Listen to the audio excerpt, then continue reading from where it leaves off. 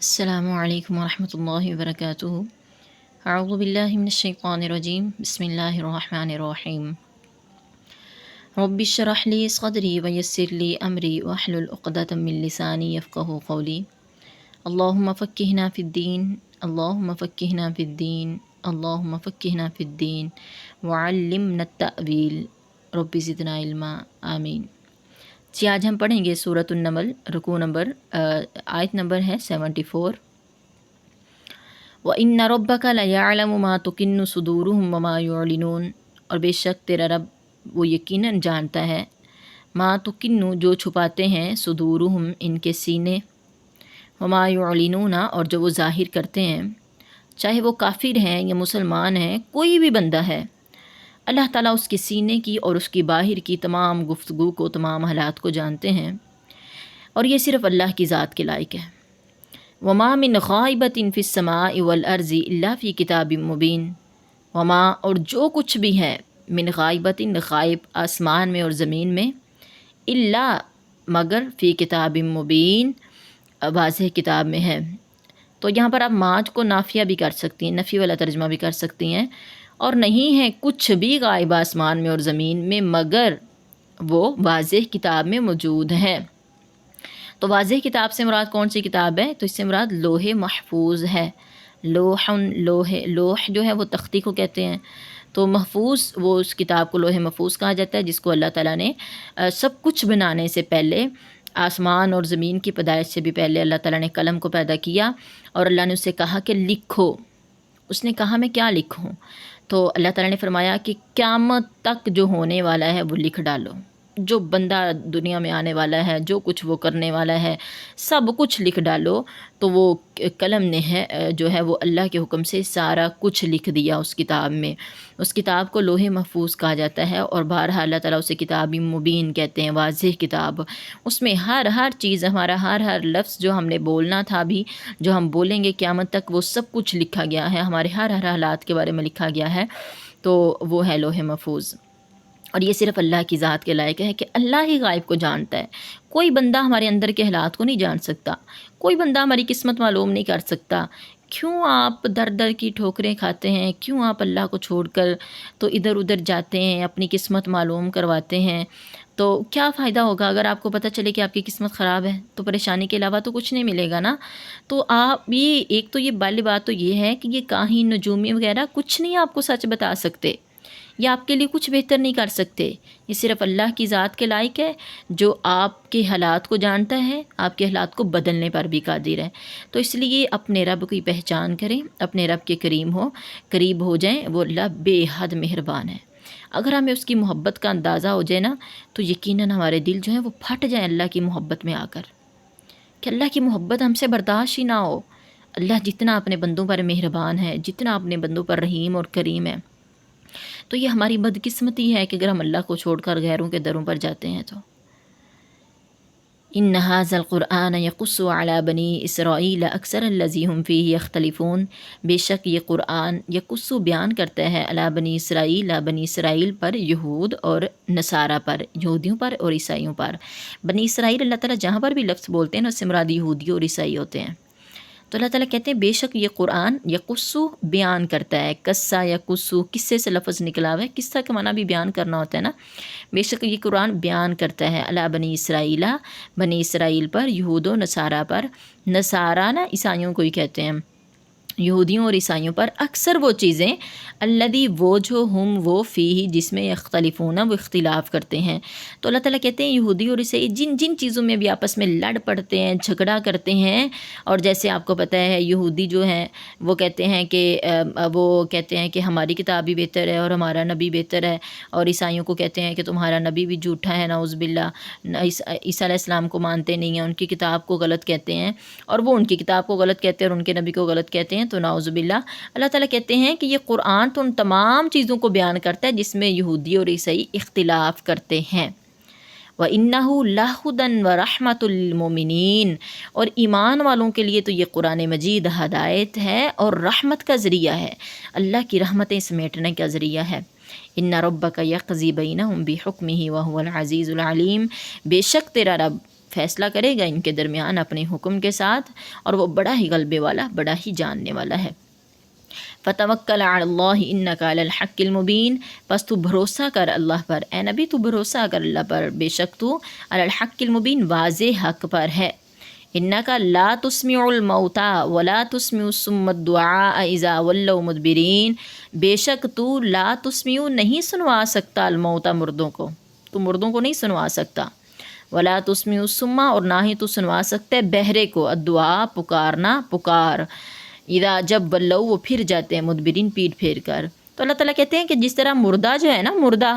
اس کو ہم کوئی بات کریں تو وہ نہیں سنے گا، وہ جواب ہی نہیں دے گا۔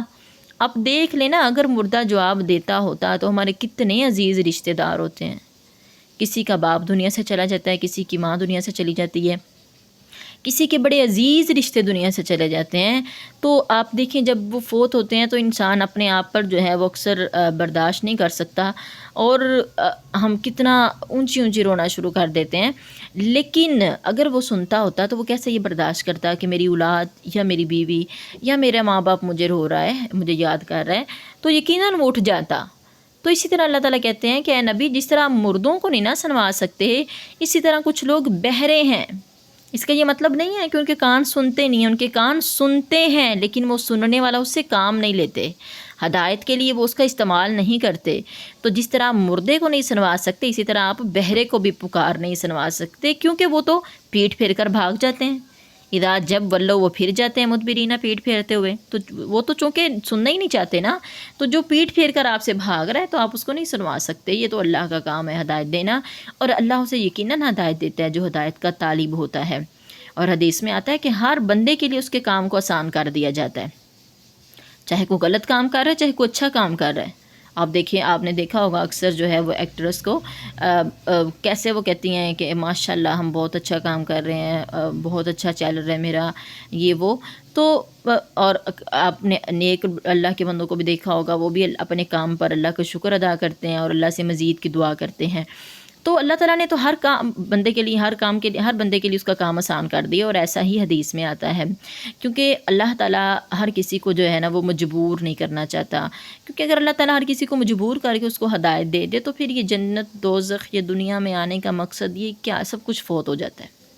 اللہ نے انسان کو اشرف المخلوقات بنایا، اللہ نے اس کے لیے ہدایت کے لیے بڑے طریقے جو ہے وہ بھیجے، انسان کو ضمیر دیا، انسان کی طرف کتاب بھیجی، نبی بھیجے، اور جب نبی فوت ہو گئے تو مختلف اللہ تعالیٰ اپنے نیک بندوں کو بھیجتا رہا تاکہ انسان راہ راست پر آ جائے۔ تو اب انسان اشرف المخلوقات ہے تو پھر اس کو مجبور کیا جائے تو یہ تو اللہ کو بھی پسند نہیں ہے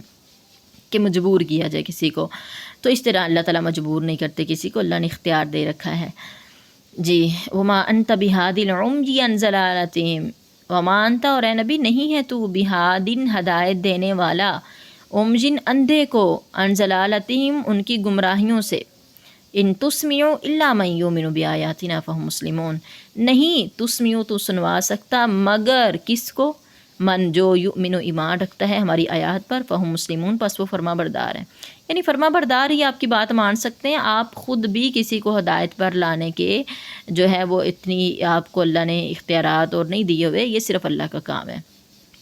وَإِذَا وَقَعَ الْقَوْلُ عَلَيْهِمْ أَخْرَجْنَا لَهُمْ دَابَّةً مِّنَ الْأَرْضِ تُكَلِّمُهُمْ أَنَّ النَّاسَ كَانُوا بِآيَاتِنَا لَا يُوقِنُونَ۔ وَإِذَا اور جب واقع ہو جائے گی القول بات، علیہم ان پر، اخرجنا ہم نکالیں گے، لہم ان کے لیے، دابۃً ایک جانور، من الارض زمین سے، تکلمہم وہ ان سے کلام کرے گا، وہ ان سے باتیں کرے گا وہ جانور لوگوں سے، ان الناس یقیناً لوگ، کانوا تھے، بآیاتنا ہماری آیات کے ساتھ، لا یوقنون یقین نہیں رکھتے۔ تو یہاں پر اللہ تعالیٰ نے ایک قیامت کی نشانی بتائی ہے، جس طرح حدیث میں آتا ہے کہ قیامت کی جو ہے وہ 10 نشانیاں ہیں، اور جب تک وہ پوری نہیں ہو جاتی تب تک قیامت قائم نہیں ہوگی۔ اور ان میں سے جو سب سے پہلی نشانی ہے نا وہ یہ ہے کہ سورج جو ہے وہ مغرب سے نکلے گا۔ آپ کو پتہ ہے کہ عام طور پر تو سورج مشرق سے طلوع ہوتا ہے اور مغرب میں جا کر غروب ہوتا ہے، لیکن یہ قیامت کی سب سے پہلی نشانی جو ہوگی وہ یہ کہ سورج مغرب سے نکلے گا، اور اس کے بعد جو ہے وہ ایک جانور زمین سے نکلے گا اور وہ لوگوں سے باتیں کرے گا، جس طرح ہم لوگ آپس میں باتیں کرتے ہیں تو اس طرح وہ بھی باتیں کرے گا۔ یہ قیامت کی نشانی ہے۔ تو اللہ تعالیٰ کہتے ہیں کہ جب واقع ہو جائے گی بات ان پر، مطلب یہ کہ جب حجت قائم ہو جائے گی کہ اب لوگ ایمان نہیں لانے والے، تو پھر قیامت آ جائے گی۔ وَيَوْمَ نَحْشُرُ مِنْ كُلِّ أُمَّةٍ فَوْجًا مِّمَّن يُكَذِّبُ بِآيَاتِنَا فَهُمْ يُوزَعُونَ۔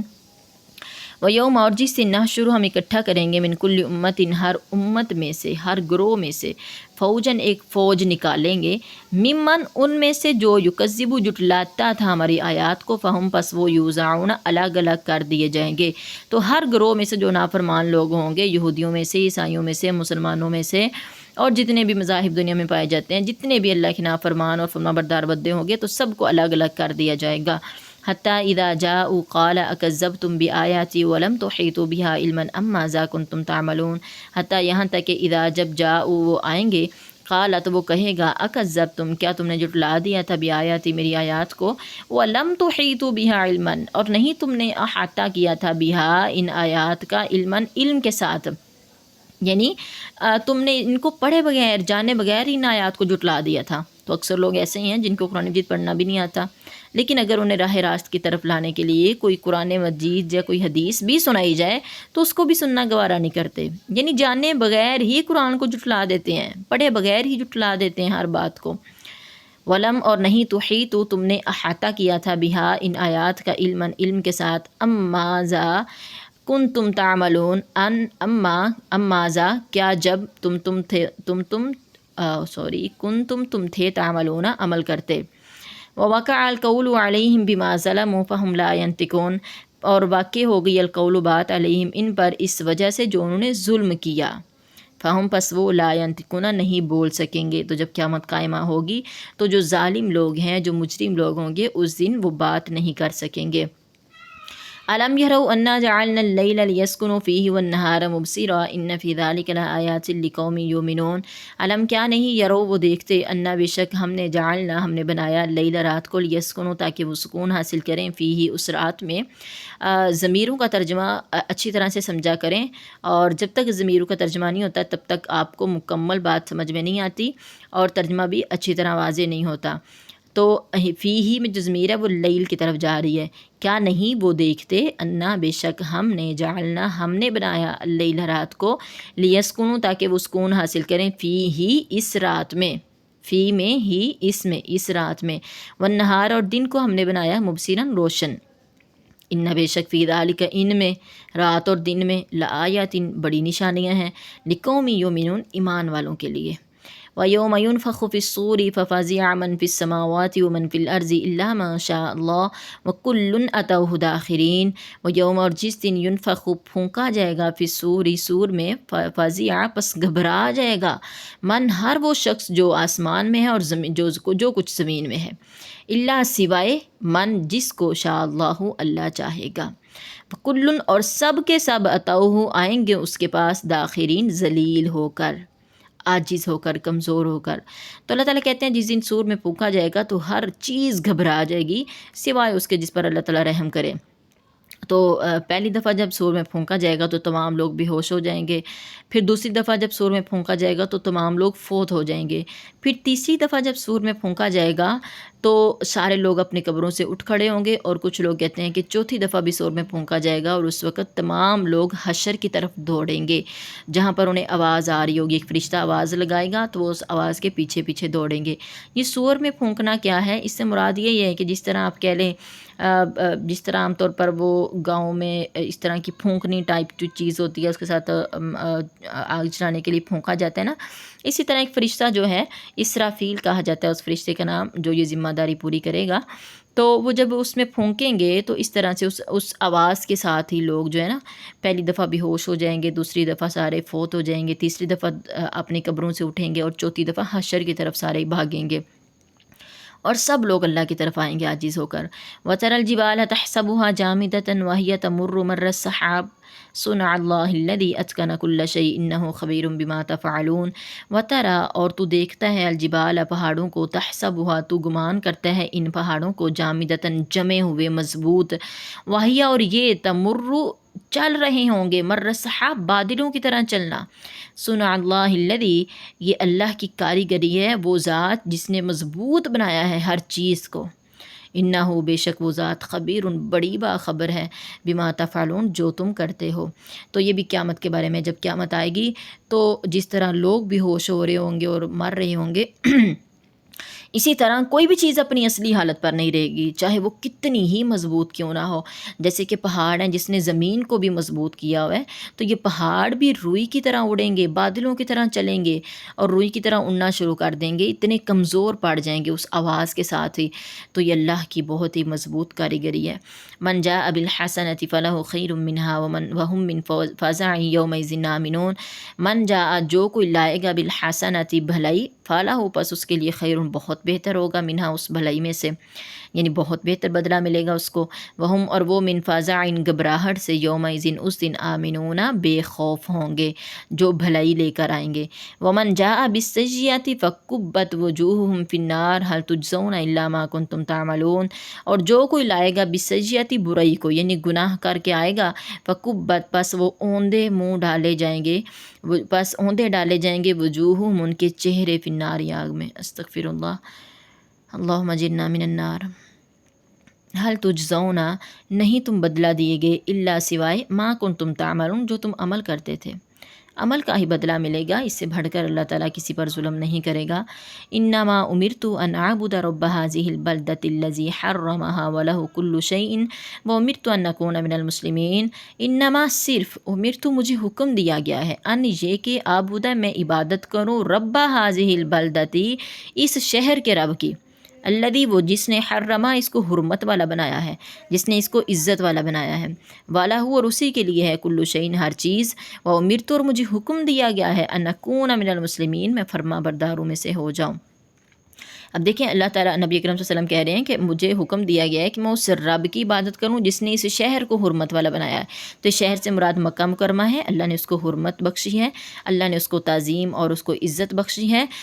حتیٰ کہ آپ مکہ مکرمہ کی اور جو حرم والی حدود ہیں اس کے اندر لڑائی کرنا منع ہے، جھگڑا کرنا منع ہے، حتیٰ کہ کوئی درخت کاٹنا منع ہے، حتیٰ کہ کوئی کانٹا، کسی درخت کا کوئی کانٹا اتارنا بھی منع ہے۔ یعنی اتنی باعزت جگہ ہے کہ آپ وہاں پر کوئی خون خرابہ، کوئی قتل و غارت، کوئی وہاں کا کوئی لقطہ بھی نہیں وہاں پر کوئی اٹھا سکتے، کسی کی کوئی گری پڑی چیز ہے آپ وہ بھی نہیں اٹھا سکتے کسی کی، ٹھیک ہے۔ تو اللہ نے یہ ساری عزت کس کو دی ہے؟ مکہ مکرمہ کو دی ہے، حرم کو دی ہے، خانہ کعبہ کو دی ہے۔ اگر یہی والی آپ تعظیم کسی دربار کی کرنے لگ جاتے ہیں، جس طرح وہاں کا پانی جو ہے، آب زمزم جو ہے وہ پانی پینے کے قابل ہے، وہ پانی بیماریوں کے لیے شفا ہے، اور وہ پانی کو اگر پیاس بجھانے کی نیت سے پئیں گے تو پیاس بجھے گی، اگر کھانے کی بھوک بجھانے کی نیت سے کھائیں گے پئیں گے پانی کو تو وہ آپ کی بھوک ختم کر دے گا، اس میں اللہ نے ہر قسم کی شفا رکھی ہے۔ تو اگر یہی عزت آپ کسی دربار والی جگہ کو دیں گے جہاں پر لوگ شرک کرتے ہیں،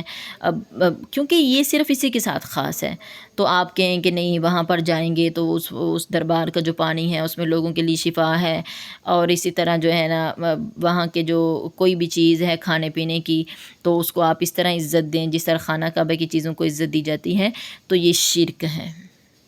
اور اللہ نے اسے منع کیا ہے۔ اور اللہ تعالیٰ فرماتے ہیں ان الشرک لظلم عظیم، سب سے بڑا جو ظلم ہے انسان خود پر کرتا ہے وہ شرک ہی ہے۔ وَأَنْ أَتْلُوَ الْقُرْآنَ فَمَنِ اهْتَدَى فَإِنَّمَا يَهْتَدِي لِنَفْسِهِ وَمَنْ ضَلَّ فَقُلْ إِنَّمَا أَنَا مِنَ الْمُنذِرِينَ۔ وَأَنْ اور یہ کہ اتلوا میں تلاوت کروں، القرآن قرآن کی، مجھے حکم دیا گیا ہے، یہ پیچھے سے اس کا تعلق ہے، مجھے حکم دیا گیا ہے کہ میں قرآن مجید کی تلاوت کروں۔ فمن پس جس شخص نے اہتدا ہدایت حاصل کی، فإنما پس صرف یہتدی وہ ہدایت حاصل کرتا ہے اپنے ہی نفس کے لیے، اور جو گمراہ ہو گیا تو اے نبی آپ کہہ دیجئے کہ انما انا من المنذرین، میں تو صرف ڈرانے والوں میں سے ہوں، میں تو اپنا مقصد جو ہے مجھے بھیجا گیا ہے تبلیغ کرنے کے لیے، اللہ کا پیغام پہنچانے کے لیے، میں تو صرف وہی کر سکتا ہوں، میں کسی کو ہدایت نہیں دے سکتا۔ وقل الحمد للہ سیریکم آیاتہ فتعرفونہا، اور اے نبی آپ کہہ دیجئے ہر قسم کی تعریف اللہ کے لیے ہے، چاہے وہ آپ کسی انسان کی تعریف کرتے ہیں وہ بھی اصل میں اللہ کی تعریف ہے، اللہ نے اس کو وہ طاقت دی ہے، اللہ نے اس کو وہ حسن دیا ہے، اللہ نے اس کو وہ علم دیا ہے، تو وہ اصل میں تو وہ تعریف اللہ کی بنتی ہے۔ اس لیے انسان کو خود بھی کسی بھی نعمت پہ اتنا اترانا نہیں چاہیے، کیونکہ اترانا اللہ کو پسند نہیں ہے، اور یہ صرف اللہ کی ذات کو جو ہے وہ زیب دیتا ہے۔ تو اے نبی آپ کہہ دیجئے ہر قسم کی تعریف اللہ کے لیے، ان قریب وہ تمہیں دکھائے گا اپنی نشانیاں، بس تم پہچان لوگے ان نشانیوں کو دیکھ کر۔ وما ربک بغافل، اور تیرا رب بے پرواہ نہیں ہے، غافل نہیں ہے اس سے جو تم عمل کرتے ہو۔ تو اللہ تعالیٰ آپ کو دنیا میں بھی ایسی نشانیاں دکھائے گا جن سے آپ اللہ کی ذات کو پہچان سکتے ہیں، اور آپ کو اللہ قیامت والے دن بھی دکھائے گا، تو آپ پہچان جائیں گے کہ ہاں یہ تو وہی تھا جو اللہ نے ہمیں قرآن مجید کے ذریعے بتایا تھا کہ یہ جنت ایسی ہوگی، دوزخ ایسی ہوگی، تمہیں اس کام کرنے پر تمہیں یہ اجر ملے گا، اس کام کرنے پر تمہیں وہ سزا ملے گی۔ تو انسان اس کو پہچان جائے گا، یا پھر مرتے وقت انسان کو سمجھ آ جاتی ہے، لیکن اس وقت ایمان لانا فائدہ نہیں دیتا۔ جب انسان نزع کی حالت میں ہو تو اس وقت انسان کو ایمان لانا فائدہ نہیں دیتا، کیونکہ اس وقت انسان کو مکمل سمجھ آ جاتی ہے کہ ہاں سب کچھ حقیقت تھا۔ تو اللہ تعالیٰ بالکل بھی بے پرواہ نہیں ہے، اللہ تعالیٰ ہر وقت دیکھ رہا ہے، ہر وقت سن رہا ہے، ہر وقت جو ہے نا انسان کی دعاؤں کو قبول کر رہا ہے۔ تو اللہ تعالیٰ ہر چیز سے جو تم عمل کرتے ہو اللہ تعالیٰ خوب خبر رکھنے والا ہے۔ جی تو الحمدللہ رب العالمین، اللہ ہی کے لیے تعریفیں ہیں ہر قسم کی کہ جس نے ہمیں توفیق بخشی کہ ہم نے سورۃ النمل بھی مکمل کی، اور اللہ سے دعا ہے کہ اللہ تعالیٰ ہمیں اس پر عمل کرنے کی توفیق عطا فرمائے۔ اور نبی کرم صلی اللہ علیہ وسلم کا فرمان ہے، خیرکم من تعلم القرآن وعلمہ، لوگوں میں سے سب سے بہتر وہ ہے جو قرآن مجید کو سیکھتا ہے اور جو سکھاتا ہے۔ تو جس طرح صحابہ کرام نے اس قرآن مجید پر عمل کیا، اور جس طرح ان کے اندر ایمانی جذبے تھے قرآن مجید کو پڑھنے کے، سیکھنے کے، دین کو سیکھنے کے جذبے تھے، تو اللہ سے دعا ہے کہ اللہ تعالیٰ ہمارے اندر بھی وہی جذبے پیدا کر دے۔ وما علینا الا البلاغ المبین۔